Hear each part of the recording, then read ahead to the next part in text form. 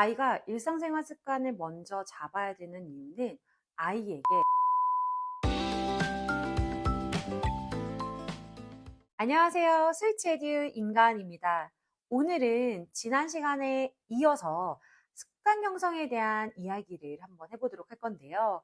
우리 습관 형성이 어려운 아이도 해내게 되는 황금 비율 기억하시나요? 바로 7대 3이었는데요.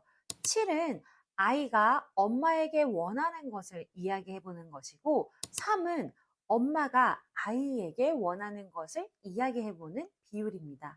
그런데 많은 분들께서 3, 엄마가 아이에게 원하는 것을 적을 때 어떤 것부터 시작을 해야 되는지 어려워하시더라고요. 오늘은 그 이야기에 대해 한번 해보도록 할게요. 어떤 부분을 아이에게 말을 하면 좋을까요? 저는 여기에도 2대 1이라는 비율로 시작을 하기를 추천드립니다. 2대 1 비율은 바로 이 비율이에요. 1은 일상생활 습관, 1은 학습과 관련된 부분입니다. 많은 분들께서 우리 습관 형성에 대해서 생각을 하면은 바로 학습과 연결을 시키세요. 습관 형성이 곧 학습 습관이라고 생각하시는 경우들이 있는데요. 근데 이럴 경우에는 엄마도 지치고 아이도 지치는 경우가 많아요. 우리 학습이라고 하는 것은 한자로 보면은 학과 습이죠. 배우로 학, 익힐 습입니다. 우리가 무언가를 배우고 익힌다는 것이 합쳐진 게 학습이에요. 자, 여기서 습의 한자를 한번 볼게요. 습의 한자를 살펴보면은 우리 새가 100번의 날개짓을 한다라는 뜻인데요. 즉, 새가 100번의 날개짓을 해야지만 습이 되는 거예요. 이처럼 학습이라고 하는 것을 무언가를 배우는 거기도 하지만 내가 100번 정도의 날개짓을 통해서 충분히 반복적으로 익히는 것을 말합니다. 그래서 학습이 어려운 거예요. 근데 이렇게 시간이 걸리고 100번의 날개짓이 필요한 이러한 학습을 습관 형성에 우리가 목표로도 볼 수 있지만 습관 형성의 첫 단추로 시작을 하면은 스텝이 조금 꼬이게 됩니다. 제가 일상생활 습관을 두 가지나 넣은 이유가 있습니다. 이 체크리스트를 할 때 우리가 매번 못하면은 너무 속상하잖아요. 그리고 아이도 이거를 지키고 싶은 마음이 분명히 있어요. 그리고 잘 해내고 싶어요. 우리가 이걸 지키는 경험이 많이 쌓일수록 계속 다음 스텝으로 나갈 수 있지. 오늘도 못 지키고, 내일도 못 지키고, 모레도 못 지켰는데 그 다음 스텝으로 넘어가기는 더 어려워요. 아이한테 이 체크리스트의 성공 경험을 쌓아줘야 되는 거거든요. 그렇기 때문에 일상생활 습관을 더더욱 넣어야 합니다. 아이가 자기가 먹은 음식 정리하고 그리고 가방 정리하기를 스스로 해내기만 해도 아이는 금방 성취감을 얻어요. 한글 공부 같은 경우에는 저와 계속 지속적으로 아이가 함께 했지만 이거는 잘 할 수 있을 때까지 어느 정도 시간이 걸렸던 일이거든요. 그래서 이거는 그냥 자기가 시간이 걸려서 저와 함께 즐겁게 알아가는 학습의 형태지만 나머지 두 가지는 엄마가 나한테 원하는 것을 자기도 충분히 금방금방 스스로 해낼 수 있는 힘이 있다라는 거를 금방 믿을 수 있는 영역인 거죠. 그래서 이 세 가지 안에는 일상생활 습관 두 가지, 그리고 학습 한 가지를 넣으셔야 돼요. 저희 아이들이 4살 때부터 해왔던 일상생활 목록 12가지입니다.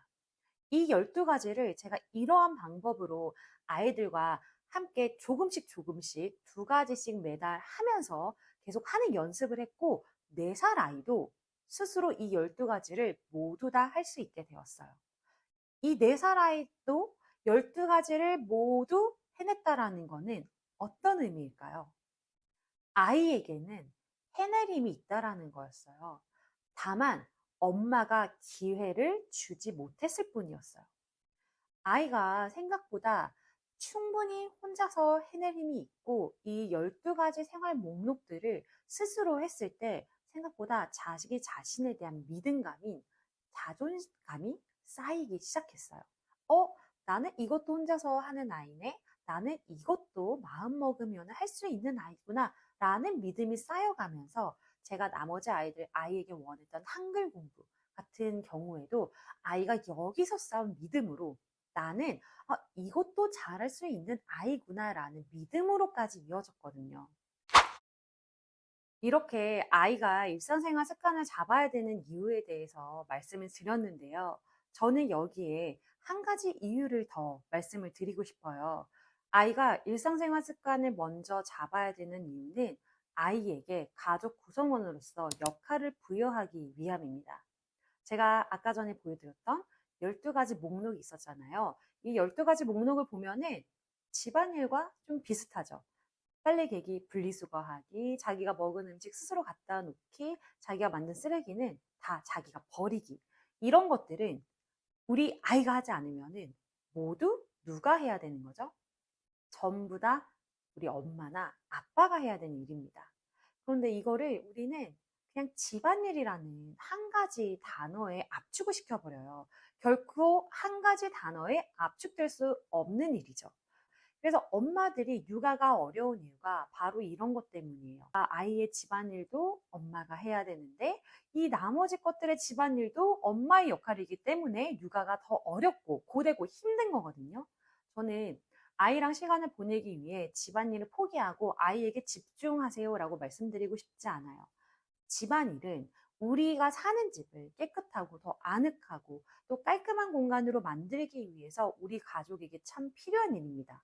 그렇다면 엄마에게 그게 엄마가 혼자 모두 하는 게 부담스럽다면 아이들도 그 역할 안으로 끌고 와야 돼요. 아이들도 함께 해야 되는 일인 거예요.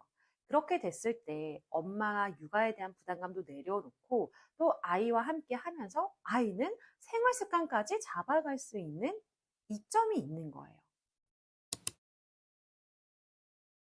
저는 아이들한테 이런 일상생활 습관, 집안일을 부여하는 것이 정말 중요하다라고 느끼는 게 아이의 역할이 단순히 공부를 잘하는 것만 해서 끝나면 안 돼요.